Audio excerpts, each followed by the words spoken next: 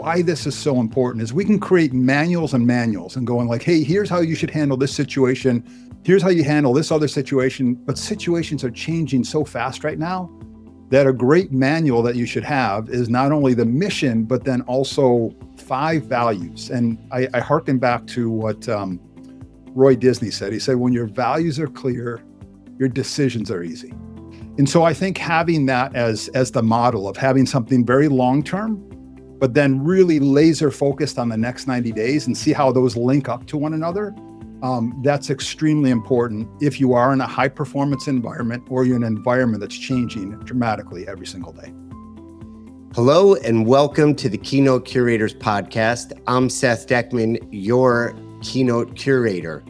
Today I'm sitting down with Marc Koehler, a guy who's gone from U.S. Navy nuclear subs to turnaround CEO and the founder of Lead with Purpose. Marc, you have led teams in some of the toughest environments out there. And I'm so excited to have you as a guest. Welcome to the show. Welcome to our podcast. Yeah, thanks so much for having me here. I'm excited to be here too.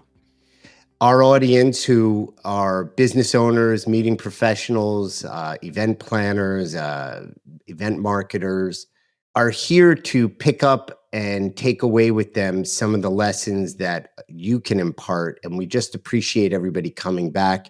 If you're here for the first time, thank you so much for joining in. Subscribe, love us, then love us if that works for you. We're going to get right into the heart of the matter here, Marc. You wrote in your book, which I have right here, okay, Leading with Purpose. I'm going to start at the end, where you talk about staying focused and the North Star. We're going to walk through a little bit of your methodology, and we're going to share with our viewers and our audience and our subscribers the importance of having a plan and being in touch with the purpose and how to lead and connect with the purpose. But the North Star is something that, you know, in Navy, that we the sextants and the historical navigation, we all kind of navigate by. Talk to us a little bit about that metaphor for you and making a plan to lead with purpose and staying focused. Yeah, so I think the two most important time frames for leaders today is the North Star way out in the future, and then the next 90 days. I mean, it's certainly important to plan for the year and maybe the 3-year and the 5-year. But here's what I can guarantee you, Seth, is that all of it's going to change compared to what we think about what's happening today. So the North Star is extremely important. We call that your mission statement. And what I would share with you is on a submarine, all 130 of us were deeply connected to the mission. It wasn't like the top 10 people in the organization were connected, and then 120 people were like, well, what's the mission? We don't clearly understand that. So the importance in high stakes environments, and we were in life and death situations, was that every action that we took wasn't just like, hey, we might lose a client or we might lose a great employee. It was like we might all go to the bottom of the ocean in a watery grave for the rest of our lives. And so every action that we had, we always had that in the back of our mind. It's like, hey, here's the mission of what we're trying to accomplish. And then everything flowed from that. And one other thing to put of why this is so important is we can create manuals and going like, hey, here's how you should handle this situation. Here's how you handle this other situation. But situations are changing so fast right now that a great manual that you should have is not only the mission, but then also 5 values. And I hearken back to what Roy Disney said. He said, when your values are clear, your decisions are easy. And so I think having that as the model of having something very long-term, but then really laser focused on the next 90 days and see how those link up to one another, that's extremely important if you are in a high performance environment or you're in an environment that's changing dramatically every single day. And if I could, only imagine 130 crew members on a boat underwater, it's quite different than being above water and being in an open boat, an open vessel, an open ship. And the difference is that there's nowhere to go. Right. And I'm 6'5". So no, you're like, what the heck are you doing in a submarine, Right. Mark? Yeah. You've probably banged your head more times than you can count, right? Yeah. Yeah. Geez. Luckily I'm tall, so no one can see it. Right. Seth, the best way for me to explain it to people is, say you're taking a flight across the United States from New York to Los Angeles. It's a 6-hour flight. You have 2 bags that you can bring on board. You are as close in the seat as you are to someone in a submarine at all times. The passageways that you walk down, you have to turn to walk by each other. There's only 3 bathrooms. There's a set of movies that you can watch, but you can't watch your own individual movie. You have to decide which movie you're going to watch. The food starts tasting the same. You have a nuclear power plant on board. That sound that's in the plane that you hear is constant. And you not only do that once, you do that 290 times before you land. And the outside water is always trying to find a way to get into the submarine and crush you and crush the entire submarine. And so that's the best way for me to explain it to you. Completely isolated from loved ones, no sunlight, no fresh air, living in fluorescent. And you're right. When you have a challenge with one of your coworkers, you can't say like, I'm going to go take a ride in a car. I'm going to go work out. I'm going to you have to see them 6 hours later on a watch again. And so you had to figure it out. So that's the environment. One last thing is average age of the 130 crew members, 23 years old. So 130 crew members today is 30 millennials leading 100 Gen Z. There's no baby boomers, no Gen X on board. And there's not just one of those out there 24 hours a day, 365 days a year. There's 50 of them out there right now in places where they're not supposed to be. And we're called the silent service. And it's a reason because you never hear about something going wrong with it. So that's the environment. And that environment, if you shared all those elements of it, which, if you can use your imagination, I just flew from actually the Hawaiian Islands all the way back to the East Coast. Now I did make stops, but if it was contiguous, it's several times. You also have mission. You also have a mission to complete. So you have really constrained conditions. Yeah. You have circumstances that require a high level of alertness, a high level of precision. And on top of it, you have all those other elements of the kind of the ecosystem where your 3 bathrooms and all the, your crew members and all that. You're out there speaking now, keynote speaking. And for our audience, this is already, very useful conversation because many of our viewers and subscribers, Mark, are business owners that deal with constraints and limitations. They're not under the water and carrying nuclear capability, but it's high tension, high stakes. They might not have life or death in their hands, but it's impactful. They're these events that are produced or these businesses that are operated are vehicles and vessels and boats, if you will, to carry messages and initiatives and services and products that impact and deliver an incredible impact. So they can relate at some level when the stuff gets sideways, when stuff is hard, when there's tension. What's your go-to as a leader? Where do you position your mindset, and what do you lean on for yourself and your training that you could share with our audience? Yeah, so it's really in the preparation, and before I ever got to the submarine, it was 18 months on land of training. And so what they were doing, Seth, is they were introducing us to this concept called readiness. And when we were in that time, they were focused on individual readiness. So how does this relate to an organization today? It's really important that we have not just an onboarding program that's for 30 days and we fire hose a person. It's important that we believe that it's important. And what helped me to be successful as a turnaround CEO is establishing a university inside of every single organization. And that allows you to make sure that the person has the individual readiness so that when anything comes up, they have the ability to handle that situation. So that's number one. Number two is then they focused on collective readiness. Once we had everyone individually readiness established, it was then how do you collectively manage change and drive results? So it was really in the preparation of that.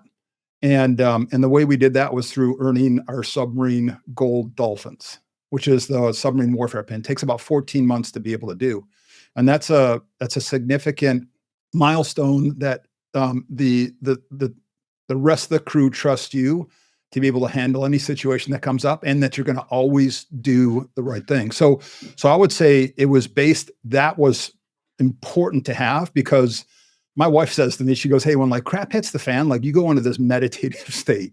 And it's just something that I was taught that, confidence, the emotion of confidence will spread to your team, and the emotion of fear will spread to your team too.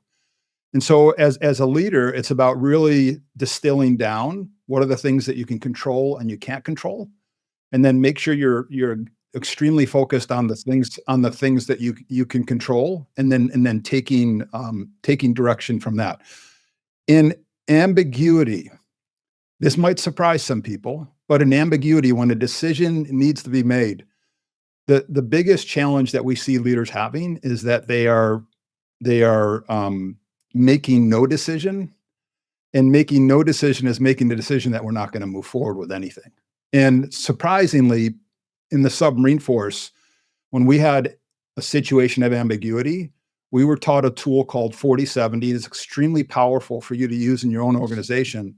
And here's how it works. If you're above 40% probability that you're going to make the right decision, you are encouraged to make the decision. Mm. And then if you waited till above 70%, you waited too long. Now, the science behind this is that we discount ourselves as humans, we discount ourselves 30%. So when I think I'm at 40%, I'm probably closer to 70. When I'm at 70, I'm probably closer to the real answer. So there's two caveats for this, leaders, when there's situations that happen, is that your next decision in 40/70 is not your final decision. So we would make a decision, evaluate, we'd make another decision, evaluate, make another, and we could do that as many times as we wanted to and course correct to success. Final thing is you can't use this for everything. I was just giving a talk for the state risk and insurance management. And it was like, hey, no, when you're doing the policy, you can't go, 40/70 that. But we believe that this is a really powerful tool for leaders to use. When you know you have individual readiness established, you have collective readiness established, now it's about making a decision and being okay with shifting and making that decision. So that's the mindset that I go to, but it's based on having those two things established. Preparation brings peace. It doesn't mean that you're going to be 100% prepared for 100% of the situations. No chaotic moment is the same. No crisis is the same. Right. No success is the same. But if you're prepared, I imagine, I know from my experience, it quiets the mind and gives you a real strong footing. And I'll use the naval pun, it really anchors you down to what's important and be able to stay focused. Yes. Yeah. And one thing, just like today, it's not about making the right decision. It's really about, are we moving in the right direction? So we always want to make the right decision, but it's really about, for most decisions, it's like, hey, are we moving in the right direction? And then you figure it out as you go along, you get feedback, and that's how you course correct all the way to success. And feedback is part of that North Star, which is communication, leadership, being open, having an environment where, you can communicate and get heard and not be reprimanded. I want to understand a little bit more about, Sure. your journey to leading with purpose, because it's such an interesting place. So many of our listeners, again, I've mentioned, are meeting planners, and meeting planners are people who are highly skilled and have an ability to take on a diverse level of activity, just like you are when you're in a submarine. They could choose to go into any profession and be successful given their skill set and their ability to multitask and stay focused and pivot and turn a corner and lead and create a vision and lead with purpose. What was it for you, Marc, given your talents, that was so appealing to not only enlisting or joining the Navy, but submarines. Yeah. So the story is 1986. I'm studying physics at the State University of New York in Fredonia. And this little known movie named Top Gun came out. You probably heard of it. I've heard of it. But I saw it 4 times in 4 days. On the 5th day, I was in the recruiting office in Buffalo, New York to be a jet fighter pilot. Go through all the tests that day. Recruiter comes out at the end of the day and says, "You did great on all the tests with the exception of one." And I was like, "Well, did I not see the horizon right? Am I colorblind?" And he said, "No, your thigh bone is 3/8 of an inch too long to sit in a jet." We retake the test and I get it down to 1/8 of an inch. I get disqualified. Now, the recruiter must have needed one more recruit that month. As I'm walking out the recruiting station, he's like, "What about helicopter pilot?" I was like, "No." "What about SEAL team?" "No." "What about super ship?" "No." And then he says, "What about elite nuclear submarine?" And I was like, "Send me some information on it." Sent me some information on it. And Seth, I was a combination of intrigued and intimidated by the program. And I said, "Hey, I think I want to do this." It was the greatest decision of my life. First job out of college. I was, 23 years old, helping to drive a $1 billion submarine around, a missions critical to national security, 130 crew members, 10 months of the year. It was just like my first job. I didn't know like what I was exposed to. I loved everything about it. I didn't love being at sea 10 months of the year. It's a very, very hard lifestyle. Talk about resiliency and not, I grew up and my mom and dad were always at home. They ran a hairdressing business off the end of our house. I wanted to have that same type of thing. People were missing the birth of their daughter, et cetera. So I got out. I took a quick stop at Honeywell, loved everything about that. But what I didn't love was it took forever to make a decision. In the submarine force, we would make 8 decisions. The first 7 would be wrong, and the 8th one would be correct, and we were okay with that. And so I jumped off and started doing strategic management consulting and then fell into doing turnaround work. I'd go into companies 50 to 1,000 employees. They were having some type of struggle or challenge. And for me, it was fantastic. It was like a big puzzle. What the aha moment for me was in the first opportunity that I go into the company, it's an engineering firm, has about 9 months before it's going to run out of cash. What I notice is that I have the leadership team take a test and I say, "What's our mission statement?" And I get 8 different answers of what our mission statement is. And for me, that was shocking because if we're 0% aligned at the top, like how is everyone else more aligned? And I started digging more into this. And I just went back to my time in the submarine force. Every mission we had was a code word. It was 1 or 2 words that allowed everybody on the submarine, even the people who were 18 and 19 years old, to go, "Hey, yeah, we're on mission Operation Spearhead." And so it was that time where I was able to see in companies that were basically going to go out of business. I had to work with the same exact quote unquote crew of people. When I put the mission statement into a code word, I tapped into something that released this tremendous human potential that sits inside every single one of us. And that was my success, believe it or not, as a turnaround CEO. A lot of people skip over this. They go, "Yeah, 42-word mission statement." I ask them, "What's your mission statement?" They're like this. "Let me go get the binder." And I go, Right. No, you can't Right. do that. Like, or I say, "Hey, let's go walk out into the manufacturing facility and ask them what the mission statement is." And they're like, "Well, maybe they don't know, et cetera." So like what I would share with you is I called it lead with purpose because that's the first thing we need to do. I'm a master black belt in Lean Six Sigma. I've master's degrees in nuclear engineering and physics, and I want to take and like rip a process apart and everything. And we should do all of that. All of that is way less powerful if our people don't give a crap about their job or they don't feel like they belong to something bigger than themselves. And so, That's right. Gen Y and Gen Z, they demand this. And Yeah. I get offended by this because I'm a baby boomer and I go, Right. hold on, I demand purpose too. Right. So that's why I started Lead with Purpose. And we've done this with over 500 companies, Seth. What percentage do you think those companies are aligned on their mission statement? We've done this test with over 500 companies. 10%. I don't know. 9%. 9%. 9%. Yeah.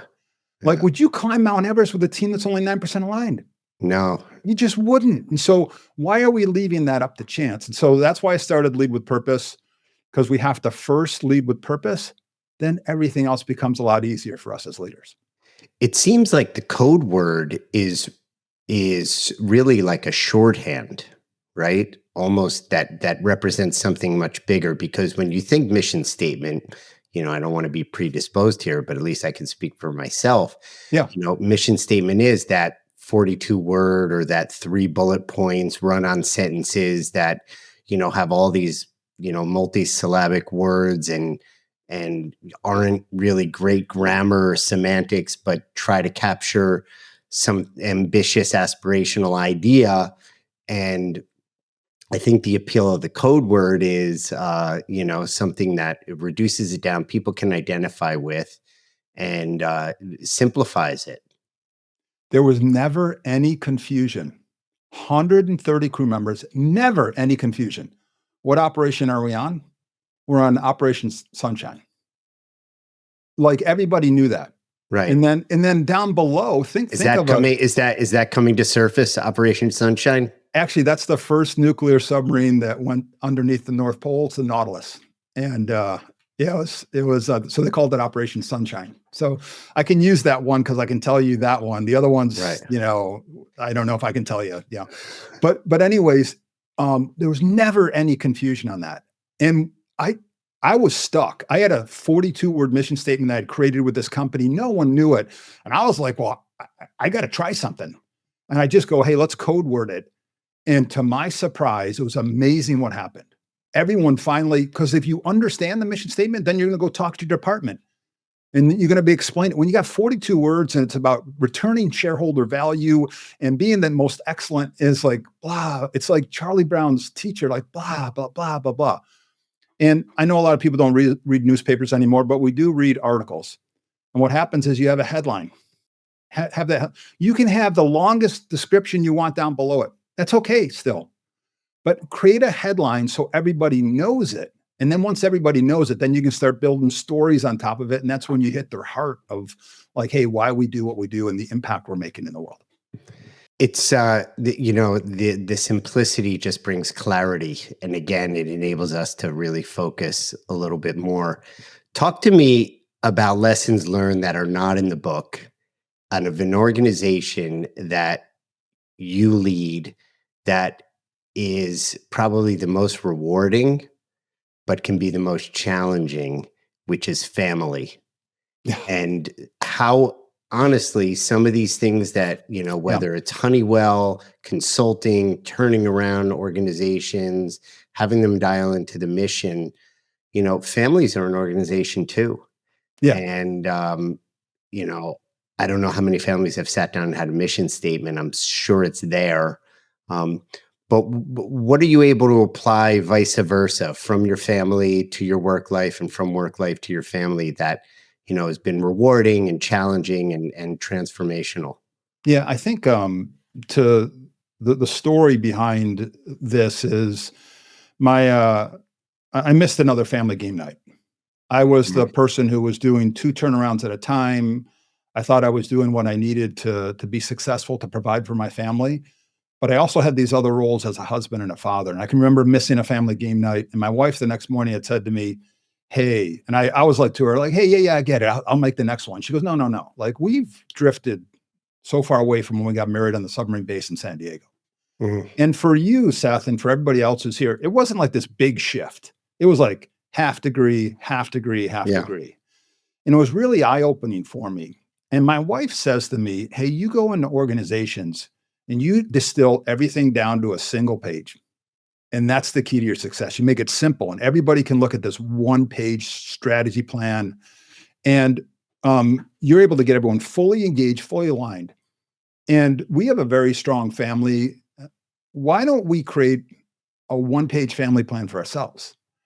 And I have to tell you, at that time, I was like, well, I have everything to lose or nothing to lose. Right. And so it was interesting. We sat down with our kids and we went through and it was, we created a family mission statement. And the thought behind what my wife had said to me was, and it hit me really hard was, if it's important, how important is it for a business to have a mission statement, a set of values, a set of business habits, and a set of goals? Like how important is that on a scale of 1 to 10? That's like a 12. How important would that be for your family?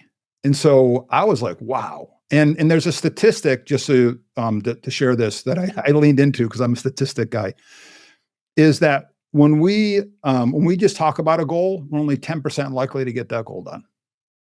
If we write it down, it goes up to 42%. If we write it down and share it with someone, it goes to 65%. If we have to give a weekly update on it, it goes to above 90%. Now, in the businesses that I was working in, we had a one-page plan for the business, and we gave a weekly update to each other. So I had 95%, Seth. And then I was saying, and I truly meant this from my heart, and you know me, I was saying my family's the most important thing. I had 95% competing against 10%. Right. And so this imbalance was a problem. When we went through and created the mission statement, I can tell you my kids rolled their eyes at me first because they know what I do. I pulled out the pad and I'm like, okay, let's talk about brainstorming. What, I'm doing the strategy session. But it bound us together like never before.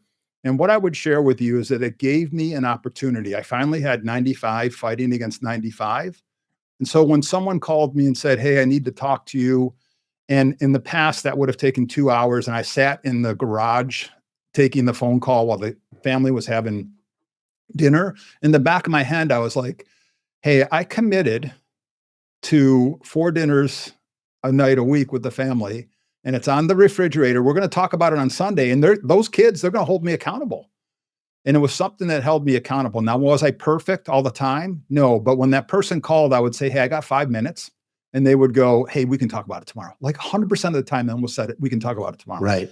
So I think creating a family mission statement, our family mission statement is make it a great day, and not have a great day. So that's what we say to each other. And we shortened it to MIAGD. We say Miagda to each other. And so that's our family mission statement. What's been extremely powerful is that our daughters are now 28, 26, and 24. And as you can imagine, being on a nuclear submarine is extremely stressful, and turning around businesses, there's nothing more stressful than having 3 teenage daughters and trying to manage all those leadership discussions that you're having. Right. And my wife and I, we just celebrated our 30-year anniversary 6 days ago. And so I think what really helped us was creating that one-page family plan. Yeah. And what I would share with you is that I wish that I would have gotten that as a wedding gift versus all the silverware that we never use. Like that would have saved us a lot of pain going like, hey, here's our family values. Now, one thing is Liesel, my middle daughter, who she's sometimes goes out there and she goes, hey, I got a tattoo. I'm sitting there going, you got a tattoo? And I'm thinking she got a skull on her, whatever. And she had found a handwritten MIAGD in my handwriting, and she got it right here on her forearm. So she's got our mission statement on her forearm, and she looks at it every single day. I got chills. Wow. Yeah, it was like I was like, okay, you can get that one. Just don't get the skull with the snake through it. Nothing against that, but it was just yeah. So that's the impact that it has. When we talk to each other every day, we say Miagda at least once. That's beautiful. Yeah, and we talk every day. So that really drives that point home. One last thing is that I was really surprised. Our kids came home last year for Christmas. All of them were here, 27, 25, and 23. And they go, hey, are we going to reset our family plan this year? Like they were asking me. Wow. Yeah, it was so powerful. So I would share with you, we have a site, it's called familywithpurpose.com. So I bought the URL Family with Purpose, and we have it where you can create a one-page family plan. And what I have for anybody here is I have my entire life. This is my hard to see, one-page business plan is this. Oh, there you can see on this side. One-page family plan is on this side. And Seth, if it's not on this, I get to potentially say no to it very hard, because I've already said that these are the things on this page that are the most important. Yeah. So, yep. I mean, what I'm left with is, you're putting your money where your mouth is, or the words are backed up by actions. And if it doesn't exist, if it's not on a calendar or written down, and if people aren't aware of it, then it doesn't really, it has that 10% of value. What we're going to do is, for our audience, again, thanks for just coming here and listening to this great conversation, is we're going to put not only your speaker profile, but we'll put all the other things great. in our show notes. And just a reminder, you're a former U.S. Navy nuclear submarine officer. You're a turnaround management expert and CEO, an author. You host your own podcast, and this keynote that you have, Fast Attack Leadership, it's a 5-step framework, is just so valuable for, not just the officers that you led in the submarine, but for any world-class team and environment. On a personal note, you have imparted many of those lessons to me in our conversations. And while, perfection is the enemy of progress, I'm not perfectionist. We should have a university. I don't love that word. We would have one.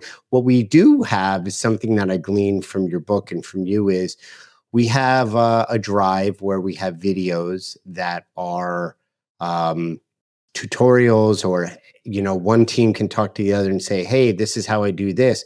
Because look, people get married, people have kids, people move, things happen, and they can't always be on task. So, hey, how do I do that? So it's a resource, and that's a step in the right direction for us. Just because we're a small organization and we don't have all the resources in the world doesn't mean we can't do it. That's something that I took from you as well.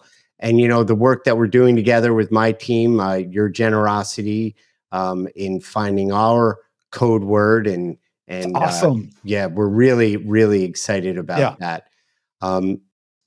Marc, one last kind of comment, question, editorial before we leave. Sure. Going back to the North Star, strategies are great. I'm going to keep it in the Navy metaphor here, the navigational metaphor. Yeah. Strategies can be a map. So many of the great explorers, Columbus was a great cartographer, and it's important. But the compass seems like this tool that supersedes the map, if you will. Share with us a little bit, can you hang on to that thesis at all? And what are your thoughts on that? Yeah, 100%. On our one-page plan, we have the things that don't change, which is the North Star, which is the mission statement, and it's the 5 values. Those things should never change. And that's your compass. And you got to give that compass not only to everybody in your company, but you have to give that compass to your kids too. And so having that compass, because I can guarantee you the map is going to change. The plan that we put together today is going to massively change tomorrow. There could be another COVID event. And so how do you have the skills and tools to be able to have that compass to say, hey, here's how we shift and adjust, and here's how we make decisions. And so, yes, it's about establishing the compass.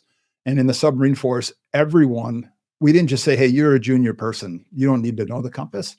Everybody, the compass was established for. So yes, it's extremely powerful. Great words of wisdom. Thank you for creating that powerful context. We're at the end of this conversation. I am sure down the road we will meet each other again, whether it's on this podcast or at one of my clients where you deliver one of your awesome keynotes. Yeah, it's awesome. So just thank you for showing up. We're all busy, but we're carving out some time for sharing your message and your thoughts with our audience. So really, really appreciate it. Yeah, I would just add one thing. If you're showing up today and you are and you're listening to Seth's podcast, the TKC podcast, that means you're interested in becoming a better human being and a better leader. And that's the just first thing you need to do. You just need to show up. And so thank you for making this available to everyone, Seth. You're welcome. And I'm going to double down on that, because when I was preparing for this and you sent me your book and it's personalized, and going through all your material, you talked about resilience, but for me, it's endurance, being able to sustain that training and then going undersea. Wow. And endurance wins, So you're going to get hit, you're going to get knocked down, you're going to get up, but can you endure? So I appreciate, I really took that away from you, Marc. And to our audience, I would just say, thank you so much for listening. Thank you, everyone. If any of these ideas, thoughts, insights spark something for you and you tried one of Marc's strategies, drop us a line, reach out directly, direct message, email us, put it in the comments on our show notes. And we would just love to hear from you about how this is really playing out in your day-to-day lives, whether it's professional or personal. We want to know what leadership challenges you're facing right now. And, you know, we're more about action than theory, but how the interplay of those two happen. So thank you all, and we'll see you next time.